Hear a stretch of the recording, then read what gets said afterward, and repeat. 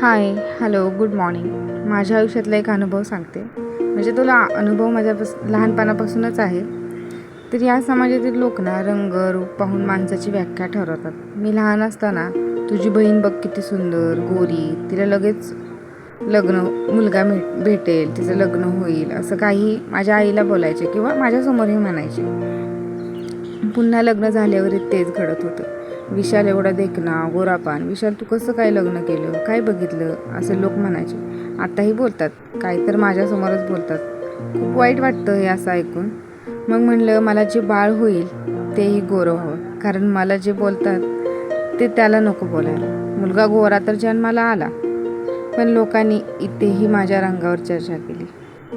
मुलगा पप्पावर गेलाय, गोरा आहे, आशूसारखा नाही, हेही माझ्यासमोरच बोलतात. माहीत नाही त्यांना हे असं बोलून काय भेटतं.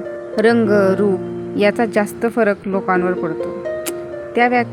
म्हणजे समाजातील लोक त्या व्यक्तीचा गुण, स्वभाव हे तर कधी पाहतच नाही. असो, पण मी माझ्या मुलाला तर ना कधीच रंगरूपाचा फरक, भेद, द्वेष करायला शिकवणार नाही. त्याला नेहमी सांगेल प्रत्येक व्यक्ती हा सुंदर असतो, फक्त विचारांनी. चला, बाय, गुड नाईट.